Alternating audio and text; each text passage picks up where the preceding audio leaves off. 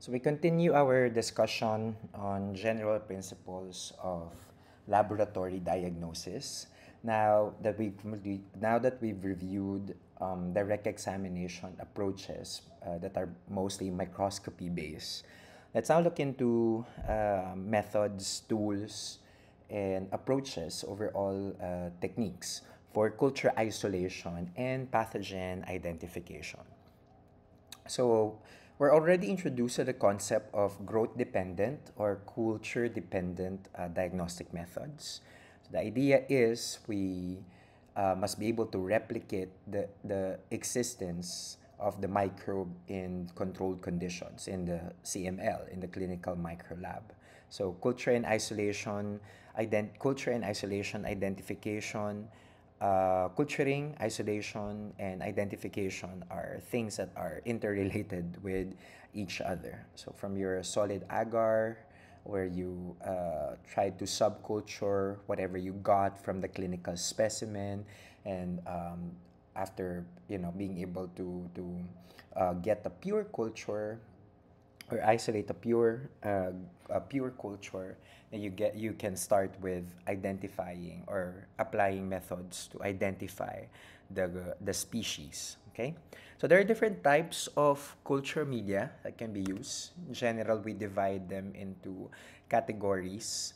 Those that are non-selective allows for general recovery of microbial groups, fungi, bacteria, also allows for the growth of some anaerobic or the growth of anaerobic bacteria like thioglycolate. Thioglycolate broth is an enrichment broth for aerobic bacteria. Some non-selective medium that can also be used for other purposes such as susceptibility testing. The most popular one is MHA, Mueller-Hinton agar.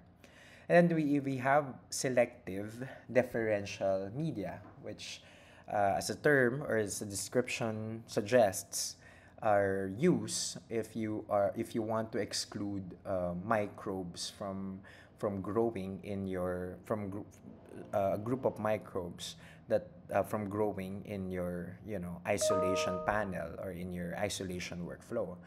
I'd like to reiterate that, of course, in clinical specimens, you don't expect that the pathogen of interest is a lone element or a lone microbe in that sample. No, we expect communities of microbes from clinical specimens. So there is a need to exclude growth of microbes that are not suspected to cause the infection. So there's an accurate identification of those of the microbes that are of interest for the physician, for the infectious disease expert. So some examples include McConkey agar, which selects for gram negs and also can differentiate for lactose fermenting species. There's mannitol salt agar, selective for staphylococci and can also be differential for Staphylococcus aureus. There is chrome agar, which is selective and differential for some bacteria and yeasts. And inhibitory mold agar, which is selective for molds. Then there are some other culture media that are highly specialized or highly what do you call it? Highly formulated or specially formulated for the recovery of specific species. Like what you can see here, cysteine tellurite for Corine bacterium diphtheriae, for McConkey sorbitol for E. coli 0157, TCBS for Vibrio. Okay. All right, so these growth-independent diagnostic methods, or the culture-dependent ones where you have a solid or liquid media, they're usually colorimetric. So a change in the appearance, the physical appearance of the medium indicates presence of the microbe of interest. So here, as an example, you can assess sugar fermentation with a differential medium. So those that can ferment a certain kind of sugar will have a different, generally appear differently compared to those that cannot. Okay. Then another example here, the NTSI agar, triple sugar iron, a conventional diagnostics test that is applied for enteric bacteria detection. Then TCBS, sorry, this is Simmons citrate because it has the same color with TCBS. But anyway, so this is Simmons citrate agar, which you can use to detect citrate utilization, usually for by a foodborne by salmonella. You can see the change in the color uh, in the area where the colony or the bacterial colony grew. Okay. The panel of media in the past, okay, these panel of media that are used for biochemical characterization based on the metabolic activities of the bacteria or the microbes of interest. In the past, they are prepared separately because initially these media are the first ones, or media formulation is usually is expected to be the first step, no, in relation to culture studies of different types of microbes, no. So in the past, they were individually prepared, but eventually there are miniaturized test kits that allowed for detecting or for characterizing the microbe of interest based on their metabolic capacities using just a small panel. Okay, and you don't really have to grow the microbe and culture them one by one, or media with medium by medium, no. So these miniaturized panels allows for rapid detection or rapid characterization of the microbe of interest. Okay. So we have, in relation to that, we have this, I'd like to introduce the term API, Analytical Profile Index, which was actually discovered almost 40 years ago by Pierre Janin in 1977. So the phenotypic traits of the microbes of interest can be assessed, can be evaluated using the small panels containing dehydrated substrates. These panels here, you can see, contain dehydrated substrates for oxidation reduction, electrogenic activity, and luminogenic activity that will detect enzyme activity that we associate with the metabolic capacity or capacities of the microbes of interest. And after successful inoculation of each well, you incubate it as per manufacturer's instructions, and then the next day you'll see if there are changes. Okay. Um, so this is still biochemically based or metabolic based, or metabolism based. Then there is a rapid detection of microorganisms using a more advanced technique, the MALDI-TOF technology, matrix assisted laser desorption ionization time of flight, MALDI-TOF technology, which actually follows the principle of proteomic profiling. So, um, uh, I think in most or not really in most, but in hospitals that have fully functioning clinical microlab, they are already employing automated technologies such as Vitec. No? By the way, before I forget, so API, this is associated with a specific company called BioMerieux. So BioMerieux is the original manufacturer of API kits. Then we have Vitec. So I'm not sure if you've heard of it, but it's an automated machine, no? Or it's a machine that allows for rapid automatic identification or automated identification of microorganisms. It has a wide spectrum of applications in healthcare, pharmaceutical, and food industry. So it follows MALDI-TOF, which is based on the proteome profile of the microbe that isolated of the microbe that was isolated and tested with it. It can, aside from identity, it can also identify antibiotic resistance mechanisms. So there are some versions of the Vitec line of products that are used for susceptibility profiling, for antimicrobial susceptibility profiling. So the MSF, or the mass spectral fingerprint, that is the primary output from the machine, or from the analysis workflow of the Vitec R product. It will be compared against a database, so to identify if there's a match. Yes, so to give us an overview, so here you can see a schematic of how a MALDI-TOF technology is applied for the identification of the microbe. No? So from clinical samples, the isolates are grown, or cultures are grown on solid media. This purified fresh colonies are then processed so that they can be added to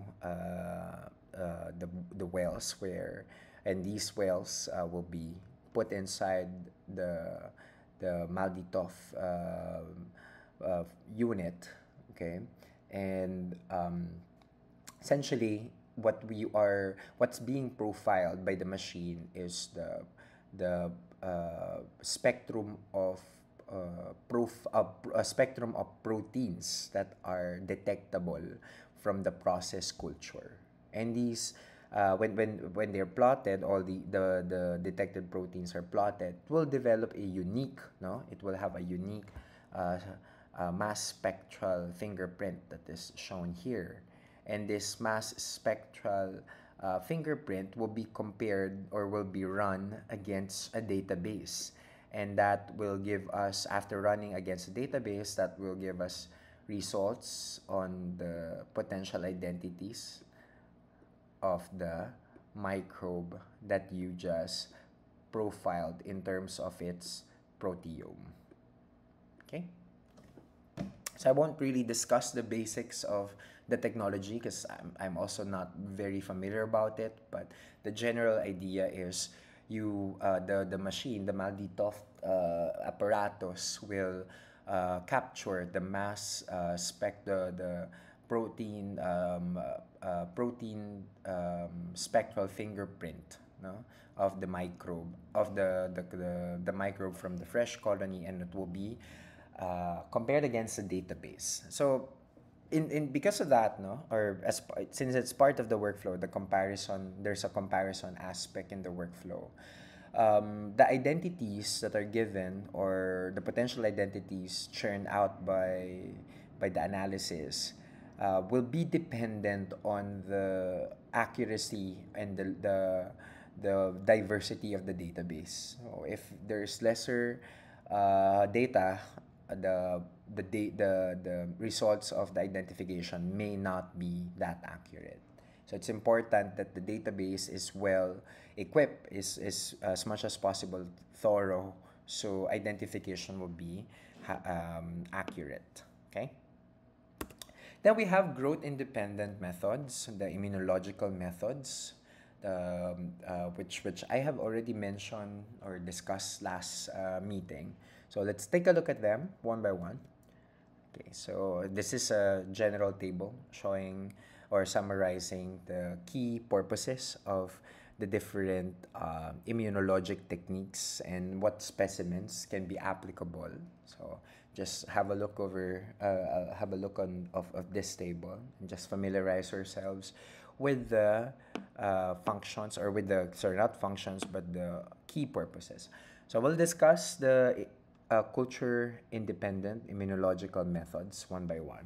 Okay. So first is the concept of antibody titers. Antibody titer, so it's a measure of the antibody quantities that are directed to the antigens produced by the pathogen, by the microbial pathogen.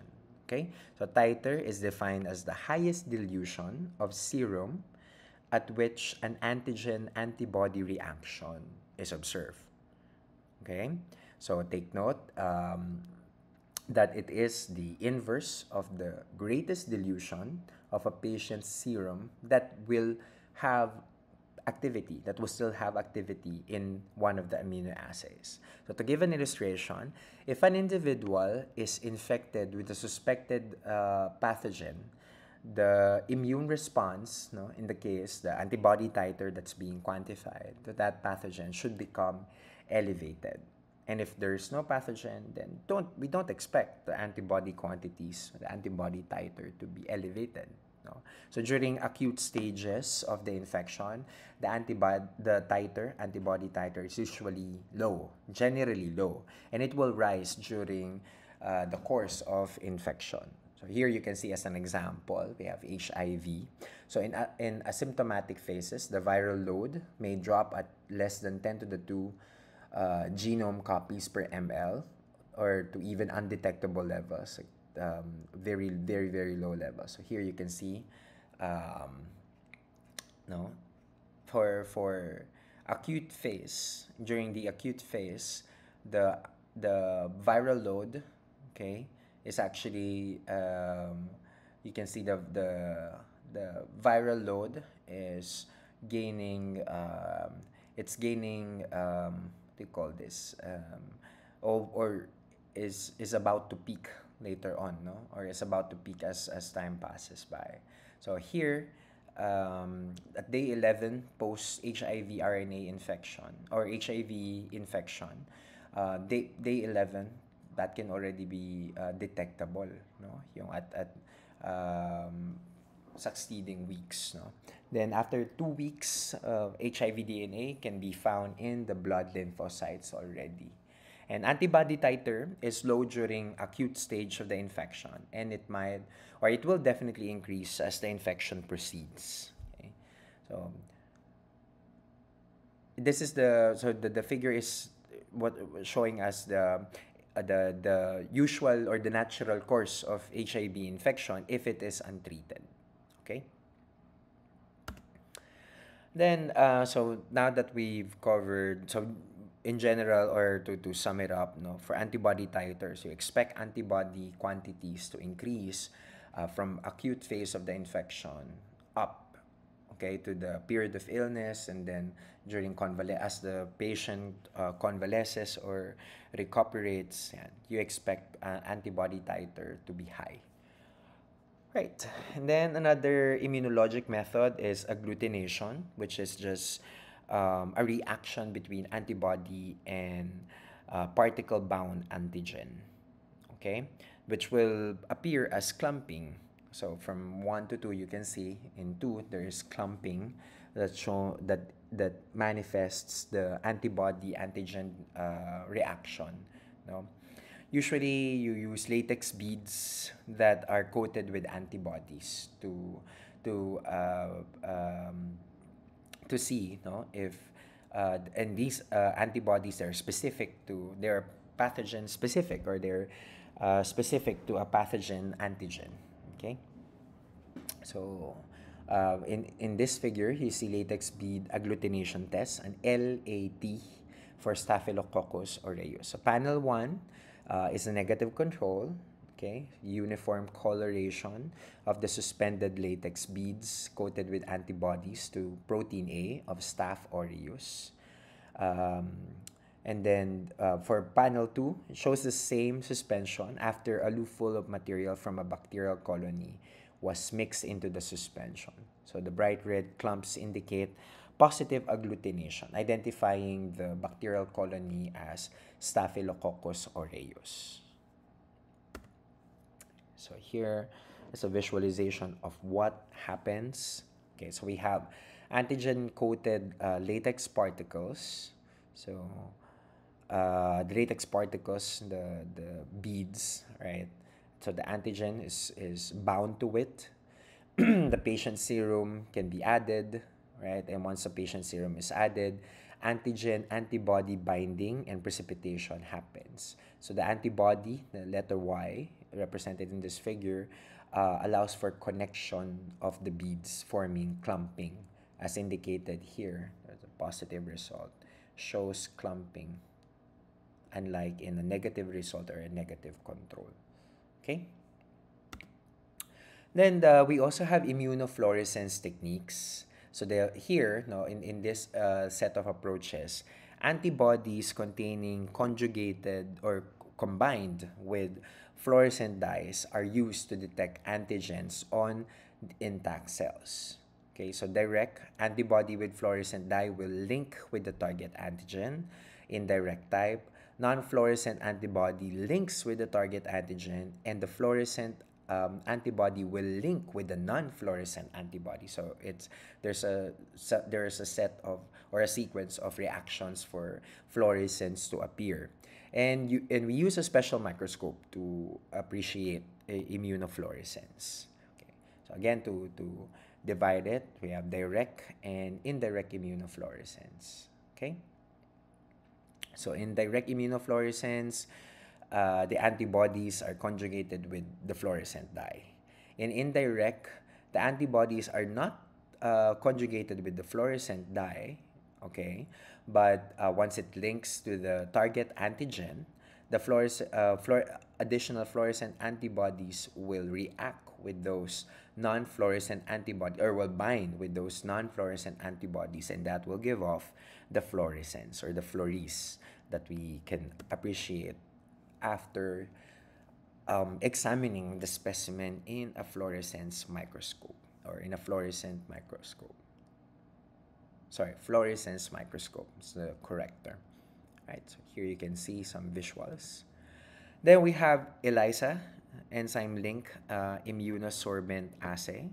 Okay, so ELISA is in an ELISA setting or an ELISA test, an ELISA, there are four components. Okay, so we have the capture antibody, the target antigen, the enzyme labeled detection antibody, and an additional or an added substrate.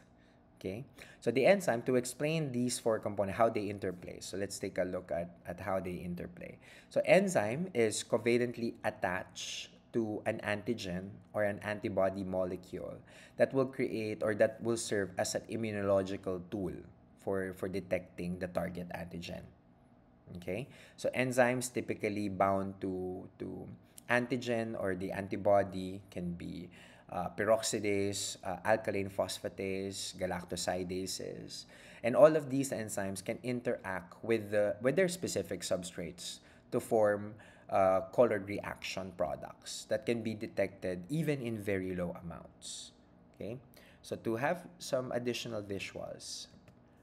Okay, so here we can see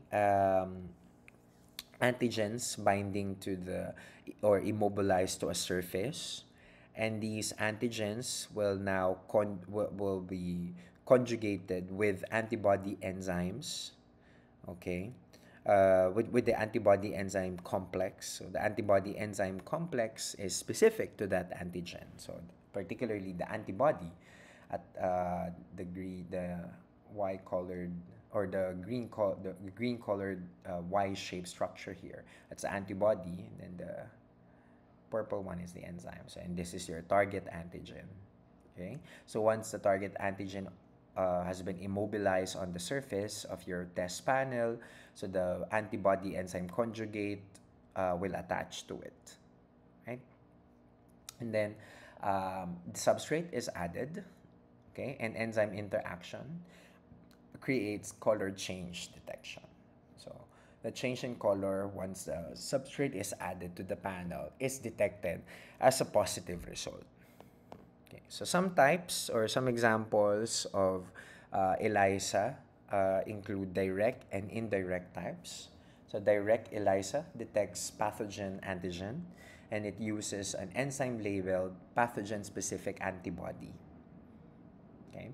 An indirect ELISA is when there is detection of pathogen-specific antibodies.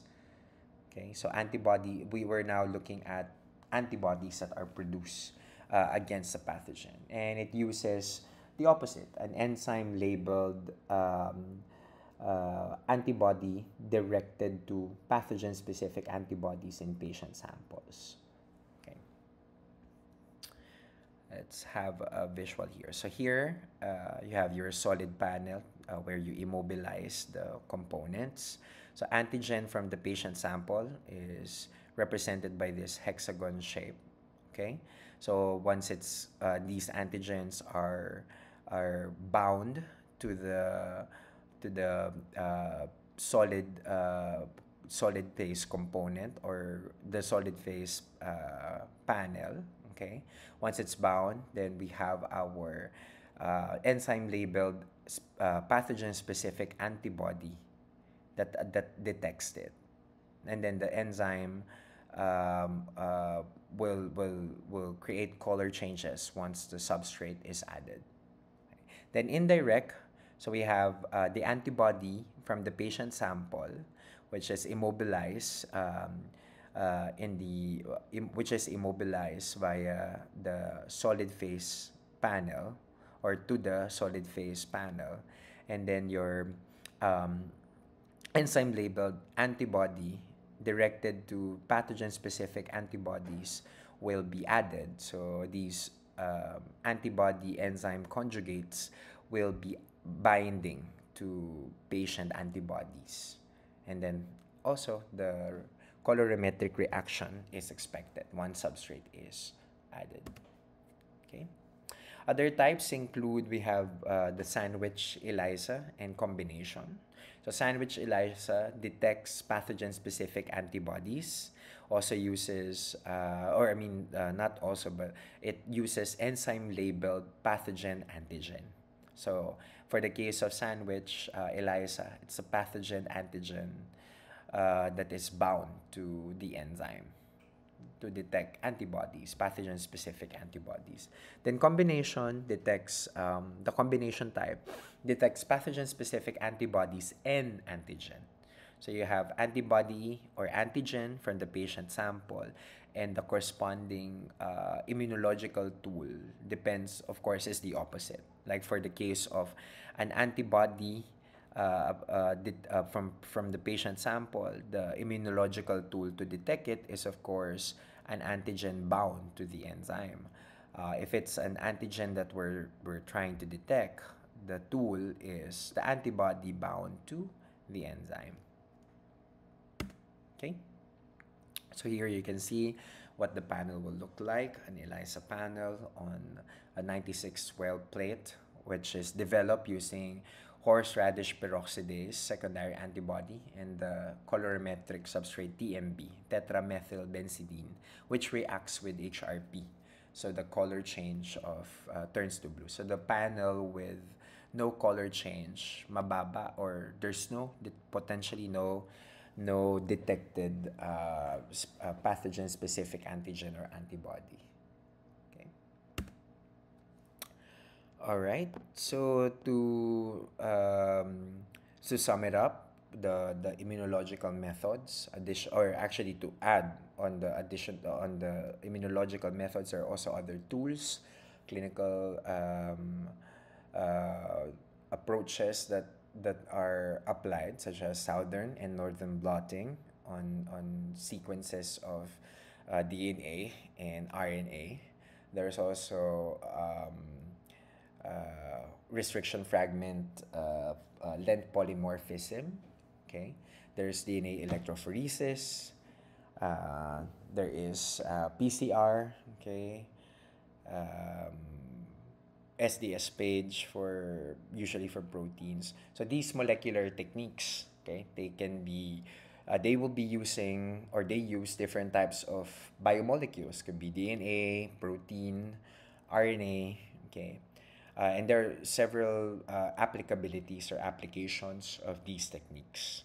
Though I'm not super familiar, now well versed if in a CML, all of these things can be done because of course, depending on the nature of the healthcare facility and the prevailing disease profile of the public that is served by the healthcare facility. But in ideal settings, okay, if all of these tools are present or available, there are a lot of things that can be done or a lot of diagnostic approaches that can be applied.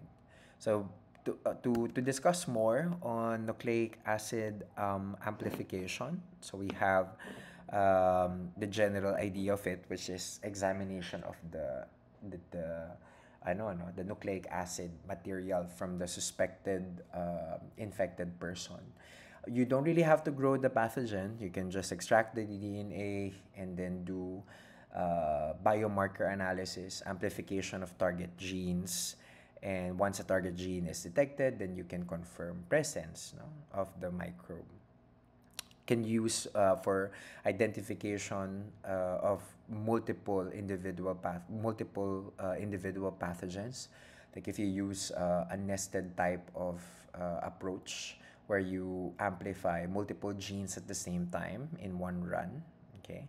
It can also diagnose, nucleic acid amplification can also diagnose genetic diseases and even detect low levels of viral infection because the amplifying the nucleic acid material, it's very specific, the rationale. So even if there is low levels of DNA or RNA from the viral agent, those material can still be worked on.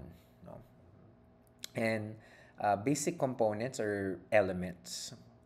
For the case of an RT-PCR approach, a reverse transcriptase PCR, so we have extraction of the subject DNA or RNA, so the extraction of the nucleic acid, and amplification of the nucleic acid using specific primers, gene-specific primers. And these amplicons or amplified nucleic acid product can be visualized via electrophoresis or other methods. So for RT-PCR, you usually start with the copy DNA first, and then you reverse transcribe it to RNA. But yeah, both DNA and RNA are useful for nucleic acid amplification. Here is a representation, a schematic of what happens during nucleic acid amplification. So the template strand, for the case of DNA, double-stranded, will be denatured at 95C. So the template strands will separate, okay?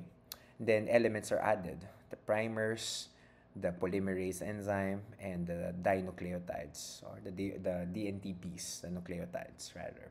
So these elements are needed in order to start the amplification process. So the primers, reverse and forward, will anneal to the appropriate ends. And then polymerase is the enzyme that will synthesize the addition of DNTPs depending on the base, parent base, no? Or the base on the parent DNA, the parent template. So as Stack polymerase travels through the direction shown here, new DNA strands are developed. And these new DNA strands comprised of a template, a parent template in a new strand. So they are essentially the amplicons. This one and this one can be considered amplicons. The cycle or nucleic acid amplification takes cycles or will require cycles of running. So you'll get more amplicons, and these amplicons can be visualized. Okay, then the last one that we're going to talk about is pathogen characterization with the use of pathogen characterization with the use of different approaches. So we have MIC, minimum inhibitory concentration determination.